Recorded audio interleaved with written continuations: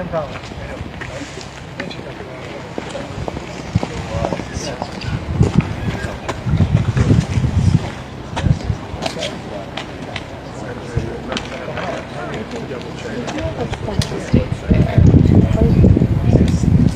I was telling Quinn, we're trying to help people understand that it's not just the LA. How are you doing?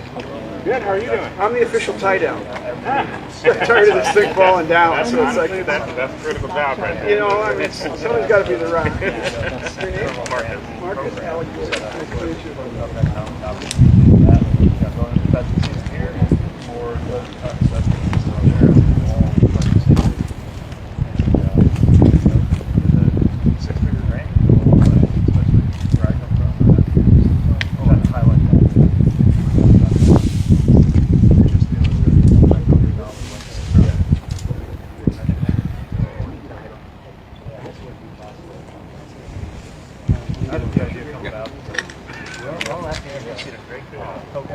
He's the guy. The building is actually named How you doing? Hi. Very pleasure. Same here.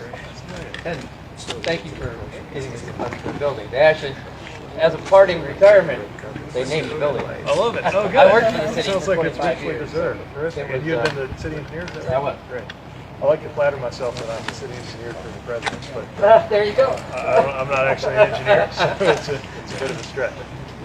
Yeah, it was needed, much needed Sounds like project. it, As you walk into what we have now, Yeah. 300-400 square feet, one bathroom, not handicap accessible. This accomplished a lot. And this project combined with an expansion of the runway. How's that going? Because you got one turf runway and one paved, right? Right, and we're going to a 5,500 runway, and that construction in all of 24 to 25. So, Now, there's a couple years ahead. 20-some years in the making. Wow. Basically, my entire career to make that happen and that. You know, we're finding is as we go to different communities, some of the projects we're funding, is we hear this, we've been working on this since the 90s, since the 80s. It's Yeah. just that. I mean, I moved here in '96. I grew up in this area. I moved here in '96, and yeah, it took that long. And so one of the things that I firmly believe is, either as a rural community, you're either growing or you're dying. You don't have an in between. Especially a population of 2,300, you have to keep making improvements so people come here, they want to live here, and these are key for Chamberlain to survive. what else do you feel like it's going to take for Chamberlain to keep going? Should we take a look at the easel too while we're talking? Yeah. Yeah, actually we do. One of them we mentioned to your staff already. Great. You talk about the exit. So this is what the building's going to look like. Okay. And So this goes on full time, right? yeah. So one of the things of a rural community, not only this airport's critical for economic development, for tourism, fishing, critical for health. There isn't another hospital within 60, 70 miles. So if you have, at my age, if you have a heart attack 50 miles from here, this is where you're going to end up. Chamberlain Hospital, Sanford flies in and picks you up and takes you to Sioux Falls. So there's probably 200 operations a year happening at this airport, just with the air ambulance. Other things that are That's happening. like every other day. Yeah. Is that all fixed wing or is there a helicopter service? They have helicopter, they don't like to come out this far unless they are out of it. And so the process to get a runway expansion is, for a rural community, it really could use some adjustments. How so? So you got to be able to prove that you have X amount of operations of a plane over 12,500 pounds. Air ambulances are King Airs. So they're classified as under 12.5, but they weigh 13.7.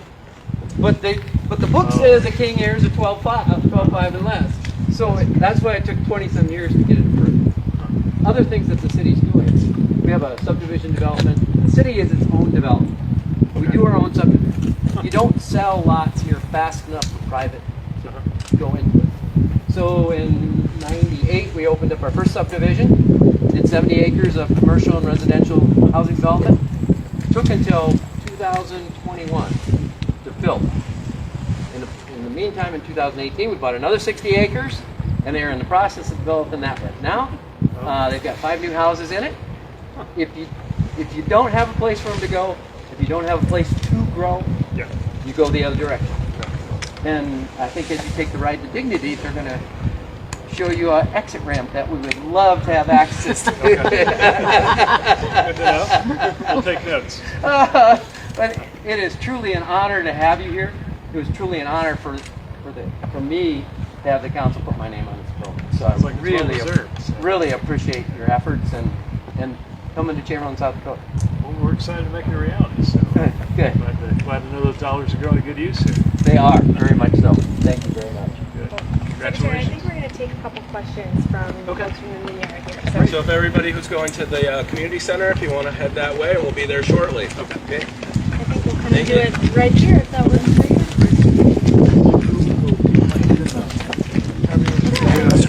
A little activity.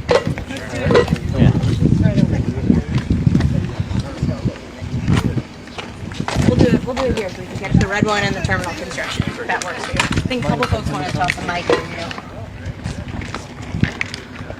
I don't know if you're doing the handshake or taking a you do both.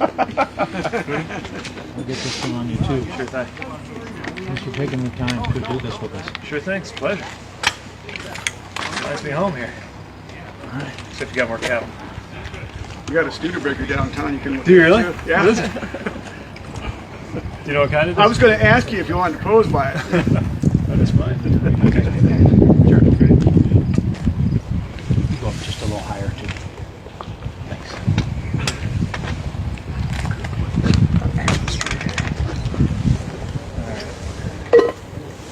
Professional at this stuff. All right, Secretary, I'll throw one. Yeah, go ahead. All right, Joshua Hire with State's Newsroom. This state, there's likelihood, despite the record investments in it, will vote Republican come 2024. President Trump was in Rapid City, talking about crumbling infrastructure and things. I guess what's kind of your reaction to the idea that the state will go that direction more than likely, despite these investments? Well, I'm not really here for campaigns or politics. We're really here about getting stuff done. And this is a good example of it. The Biden administration has been acting to make sure that infrastructure investment happens across the country everywhere it's needed. And when you talk about an airport program, for example, that doesn't just mean a place like LAX. That also means a place like Chamberlain, South Dakota. Whether we're talking about roads and bridges, whether we're talking about airports or rail or any of the other parts of the U.S. infrastructure that need improvement, we're actually making it happen. There was a lot of talk in Congresses and administrations past, but they never actually got the bill done. Under this president's leadership, and by the way, with a number of Republicans crossing the aisle to work with the president and work with Democrats, we actually got the bill through. Now we're taking those dollars, we're putting them to work, dirt's flying at construction sites across the country, and we're trying to emphasize that that didn't just happen on its own. Whether we're talking about this new airport terminal or the road improvements happening across South Dakota or across the country, they are happening as a direct result of the president's leadership and the small handful of Republicans that were willing to cooperate with Democrats to get this bill through. Thank you, sir. Secretary Annie Todd from the Sioux Falls Argus Leader. I'm just curious, why are you investing in rural America? Not a lot of people would think to do that. I think if you live in rural America, transportation looms large as part of how your community is going to move into the future. And Greg put it well. I think there's a feeling in a lot of communities that you're either growing or you're dying. What I see in Chamberlain is a determination to skate to where the puck is going, to make sure that the runway is going to be ready for the air traffic of the future, not just the present, to make sure that there's the kind of housing and the kind of road connectivity that the economy and the community are going to need to grow. And we want to make sure we're supporting that.